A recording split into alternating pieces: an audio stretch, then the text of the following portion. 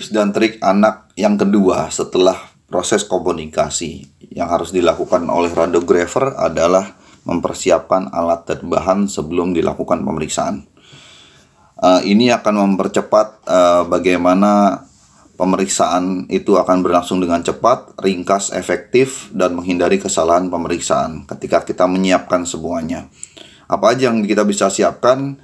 Ketika kita melakukan pemeriksaan, kita bisa menyiapkan kondisi pemeriksaan dulu atau faktor eksposi. Selesai kita panggil pasien, kita lihat pasiennya seperti apa, kita bisa perkirakan tebal badannya berapa. Itu kita bisa langsung siapkan bagaimana QV, MAS, mungkin fokus besar, fokus kecilnya kita siapkan. Kemudian kita siapkan juga kasetnya dulu, tube-nya posisinya disiapkan, FFD, bidang kolimasi itu kita siapkan semuanya, termasuk juga alat fiksasi dan alat proteksi. Ketika kita siapkan semuanya, baru kita minta tuh selesai, kita minta misal katakanlah saya foto torak, ibu buka baju anaknya ya. Karena kalau kita nggak siapin dulu, kita suruh buka bajunya, prosesnya lama, kesian sekali gitu. Apalagi di tempat saya, katakan seperti itu, ruangannya dingin. Yang ada kesian pasien anaknya karena udah keburu buka baju, sementara radiografernya nyiapin dulu tuh semuanya. Jadi tolong disiapkan dulu bagaimana alat dan bahan ketika kita mau melakukan pemeriksaan pada pasien anak. Selanjutnya ini saya perlihatkan gambar bagaimana alat bantu fiksasi pasien yang harus kita siapkan, entah itu lembaran timbal, ini ada penggaris, kemudian penggaris ini buat fiksasi pemotretan bone egg. Nanti pada video selanjutnya akan kita kasih lihat bagaimana fiksasi pada pasien anak dengan menggunakan penggaris ini. Kemudian ini bantal busa, ini buat fiksasi foto kepala. Kemudian ini bantal pasir. Bantal pasir ini kadang-kadang kita pergunakan untuk fiksasi kaki. Kemudian kain bedong juga kita pergunakan untuk memfiksasi ketika kita foto kepala. Kemudian ini pengganjal ketika kita melakukan posisi pemeriksaan untuk posisi fulcrum. Jadi untuk mendapat kelengkungan pemotretan ketika melakukan pemotretan lengkung dari vertebrae. Ini sama busa, kain pengikat, bantal pasir. Yang perlu diperhatikan ketiga, ketika kita melakukan pemeriksaan anak, tips yang ketiga adalah melakukan fiksasi. Tadi kita udah lihat bagaimana alat-alat fiksasi yang dipersiapkan di tempat kerja kami, dari mulai bantal pasir, kemudian kita bantal busa, kemudian penggaris. Yang jelas semua alat fiksasi ini kita pergunakan jika pasien tidak kooperatif. Tetap yang kita lakukan adalah pertama komunikasi dulu, kemudian kita melakukan bujukan, kita bujuk dulu, kita ajak ngobrol, kita rayu. Kadang-kadang proses selanjutnya kalau nggak tembus juga saya ngomong sama orang tuanya, maaf ibu, nanti saya sandiwara sedikit ya ngomelin anak ibu ya. Atau misal saya ngomong sama sama pasiennya, ayo adek ikut sama om ya. Jadi ketika saya menggunakan bahasa bujukan tidak kena, ya saya akan menggunakan sedikit menggunakan bahasa yang lebih keras gitu untuk adiknya. Mudah-mudahan adiknya mau. Kadang-kadang itu juga dibantu sama orang tuanya. Kalau itu sudah tidak bisa kita lakukan, maka yang saya lakukan adalah memfiksasi pasien. Ketika pasiennya sudah kita bujuk, kemudian kita gunakan intonasi yang sedikit keras, itu tidak kooperatif juga, maka alat fiksasi baru kita gunakan.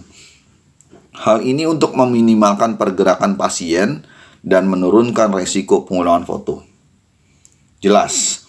Jadi mau tidak mau, kalau pengulangan foto radiasi yang diterima pasien double, kasihan ya, mau nggak mau kita fiksasi gitu. Dan itu harus kita jelaskan kepada orang tuanya. Ini salah satu bagaimana memfiksasinya, contoh aja bagaimana kepala difiksasi dengan menggunakan bantal dari busa. Ini fotonya, kita lihat bantal busa tidak memberikan gambaran gitu. Nanti teknik-teknik fiksasinya saya akan coba buatkan videonya tersendiri lagi karena pembahasannya panjang sekali. Yang jelas ini gambaran seperti ini, busanya di sini dan di sini ini nggak memberikan gambaran, tidak memberikan gambaran, dan nilai diagnosa pada objek yang diinginkan juga tercapai. Kita lihat bagaimana AP ini agak belok sedikit, memang tidak true AP. Kalau lateralnya ini true lateral sekali. Tips dan trik keempat ketika mengerjakan pasien anak adalah jangan lupa nih menggunakan alat proteksi. Kita kan tahu tuh di anak kalau bagaimana respon tubuh anak yang 3-10 kali lipat dibandingkan respon tubuh orang dewasa ketika mendapatkan sinar ketika mendapatkan radiasi. Maka mau nggak mau kita harus menggunakan alat proteksi pada anak tersebut, melindungi daerah genital atau daerah lain yang tidak terkena paparan. Yang jelas yang perlu diperhatikan adalah kita harus menggunakan kolimasi dengan bijak, kemudian menggunakan alat proteksi, jangan sampai masuk ke daerah organ yang difoto. Jadi ketika melakukan proteksi juga jangan juga kolimasi terlampau kecil, jangan terlampau besar juga. Yang jelas cukup secukupnya gitu, secukupnya. Kemudian kalau terlampau kecil ya takutnya terpotong. Yang ada ketika kita mau bikin foto torak, kita bikin sekecil mungkin, terpotong malah 2 kali double dapat dosis radiasinya pasiennya. Begitu juga ketika kita menggunakan alat proteksi radiasi, seperti kita gunakan gonad shield, katakan seperti itu, kita main taruh aja ke atasan, sementara di daerah bawah bulinya itu ada batu, yang ada nggak malah batunya yang ketutup sama gonad shieldnya. Jadi kita gunakan secukupnya, kita gunakan dengan bijak gitu. Ini contoh alat proteksi yang kita gunakan dari mulai karet timbal ini saya bikin semua ini. Jadi di tempat kita itu senior saya mengajarkan saya untuk menjadi lebih kreatif. Bagaimana karet timbal ini bekas apron sebenarnya. Bekas apron dibikin untuk membantu memfiksasi pasien. Ini yang bentuknya kotak ini sekaligus juga untuk proteksi bagi pasien. Kalau ini yang segitiga atau segi 4 ini kita pergunakan buat menutupi daerah gonad pada pasien. Nah, ini contohnya bagaimana karet timbal yang bentuknya kotak itu dipakai untuk menggunakan untuk memfiksasi. Ini mudah sekali penggunaannya ketika melakukan ronsen anak, difiksasi ini posisinya. Fix langsung dengan karet timbal ini. Di samping fiksasi dia juga akhirnya berfungsi sebagai alat proteksi. Ini teknik memfiksasi, salah satu teknik memfiksasi yang baik, memegang di daerah siku. Nanti kita akan bahas di bagaimana cara memfiksasi pasien-pasien pada anak. Yang perlu diperhatikan yang lain adalah penggunaan teknik QV tinggi. Ini berlaku pada pemotretan organ-organ tertentu seperti pasien fototorak, pemeriksaan torak maupun abdomen. Yang jelas penggunaan teknik QV tinggi ini merupakan teknik pemeriksaan yang menggunakan variasi nilai penyinaran berupa nilai tegangan QV yang lebih tinggi dengan kompensasi menurunkan nilai arus dan waktu. Nilai MAS-nya jadi lebih rendah. Kemudian untuk mendapatkan optical density yang sama, kenaikan tegangan QV sebanyak 15% dibutuhkan penurunan nilai MAS sebanyak 50%. Bahannya dari Stewart Busong 2008. Di buku yang sama ini ada juga bagaimana perhitungan QV mendapatkan nilai QV tinggi, di mana dari QV 1 dibagi QV 2 dipangkatkan 5 dikali MAS 1 kita akan dapatkan MAS 2. Bahannya dari Busong tahun 2002. Jadi yang jelas kalau saya ingat dulu waktu saya masih kuliah, itu tahun dulu lah, tahun 90-an lah. Itu saya malah kadang diajarkan yang mudah ya, yang bisa dipakai di lapangan adalah menaikkan QV 10 maka menurunkan MAS 50%. Kalau di Busong tadi menaikkan QV 15 akan menurunkan MAS 50%. Selangnya nggak 15 ini 15% maksudnya. Selangnya udah hampir sama. Saya pernah melakukan perhitungan nggak jauh-jauh QV-nya berbeda ketika kita naikkan 10, 5 MS-nya 50%, ketika kita menaikkan QV-nya 15%, kita turunkan MS-nya 50%, hampir sama. Jadi nggak terlampau memberikan densitas yang berbeda sekali. Cuman yang perlu diperhatikan adalah ketika melakukan pemeriksaan torak atau abdomen, terutama torak lah di anak, itu membutuhkan waktu yang singkat sekali. Nah, dengan kompensasi menaikkan nilai QV menjadi lebih tinggi, katakan pada pasien bayi lah, saya foto di kondisi 40 sama 4 seharusnya, kita naikkan menjadi 60, maka dari 40 ke 50, 50 ke 60, 4 dibagi 50% jadi 2 dibagi 50% jadi 1, maka nilai QV-nya dari 60 dengan MAS 1. Itu waktu speed yang kita dapat gunakan untuk melakukan satu pemeriksaan ronsen tuh nilai waktunya turun sekali. Secondnya tuh turun sekali, sehingga kita bisa dengan mudah melakukan pemeriksaan torak, menghindari pergerakan dari pasien. Itu yang pertama. Yang kedua, ketika kita menaikkan QV sampai 60, MAS kita turunkan sampai seperempatnya, katakan seperti itu, maka dosis yang diterima pasien menjadi lebih rendah. Saya pernah melakukan perhitungan secara dari hasil kalibrasi pesawat, itu bisa dihitung, bisa tahu dosis QV berapa, kemudian kita kompensasi naikkan QV berapa, itu bisa dapat MS berapa dan dosisnya berapa, itu bisa saya hitung. Ketika hal itu kita hitung, maka kita dapati dosis pasien yang lebih rendah ketika kita menggunakan QV yang lebih tinggi. Begitu juga ketika saya pernah coba melakukan tes dengan perhitungan alat tes untuk mendapatkan dosis radiasi. Nah, di sini juga saya bisa mendapatkan hasil di mana dosis radiasi yang didapat pasien ketika menggunakan QV yang lebih tinggi itu turun sampai 30-40%. Dan ini sangat berguna untuk pasien-pasien anak. Tips kelima ketika melakukan pemeriksaan anak yang perlu diperhatikan adalah kita batasi penggunaan grid. Yang jelas, saya membatasi sekali penggunaan grid. Karena grid akan menaikkan faktor eksposi pada pasien anak.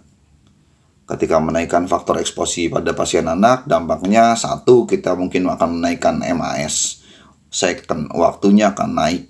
Sehingga ketika waktunya naik, diekspos, pasiennya bergerak, terjadi kekaburan gambar pada pasien. Terjadi lagi pengulangan. Dosis radiasi pada pasien naik 2 kali lipat karena terjadi proses pengulangan foto. Kemudian ketika kita menggunakan grid, mau tidak mau kita harus menaikkan tuh nilai QV dan MAS, atau kita naikkan itu faktor eksposinya. Ada faktor eksposi naik dengan kenaikan grid. Nanti gridnya 1 banding berapa kita lihat, itu faktor eksposinya akan naik. Ketika kita menaikkan faktor eksposi, maka akan menaikkan lagi dosis radiasi pada pasien. Dampaknya banyak. Sementara yang mau dikejar misal apa? Kita mau menghasilkan gambaran ronsen yang lebih baik dengan cara mengkat radiasi hambur yang sampai dari tubuh pasien yang akan sampai ke film, itu akan di-cut. Yang jelas penggunaan grid ada tekniknya.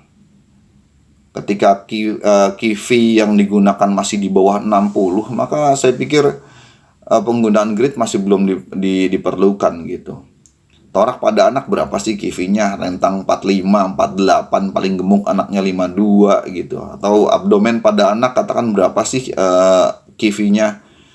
Bisa jadi cuman mulai 44 untuk pasien bayi sampai 52, 53 pada anak yang lebih besar sedikit. Katakan anak-anak 8 tahun, 10 tahun tuh paling segitu kondisinya. Kesian kalau dipakein grid. Walaupun itu untuk foto abdomen anak. Ketika kondisinya 52 sama 8, katakan seperti itu, kita pakai grid, naik jadi 60.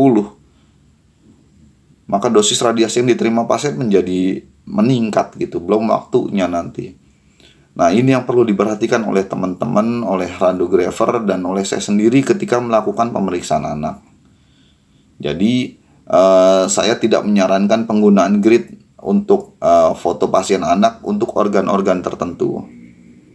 Kalau misal diperlukan ya kita pergunakan juga. Saya juga misal ketika melakukan pemotretan vertebrae, katakan seperti itu, vertebrae pada anak-anak yang lebih besar, anak-anak udah 15 tahun, vertebrae lumbal apilateral, yaitu pakai grid gitu.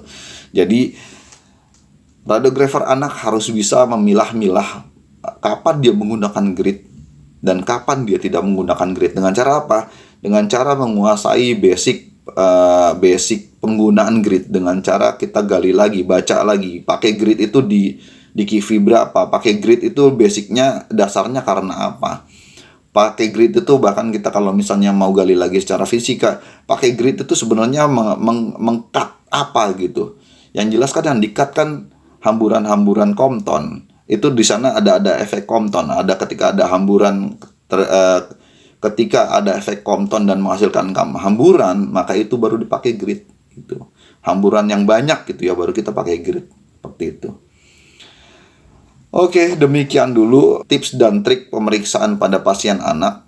Satu kebaikan sekali ketika buat saya dan mungkin buat teman-teman semua ketika kita melakukan ronsen yang baik, melakukan pemeriksaan yang baik pada pasien anak, yang kita itu katakanlah menjaga kesehatan tunas-tunas bangsa kita di masa depan. Semoga ini bermanfaat. Salam radiografer Indonesia. Wabillahi taufiq wal hidayah. Wassalamualaikum warahmatullahi wabarakatuh.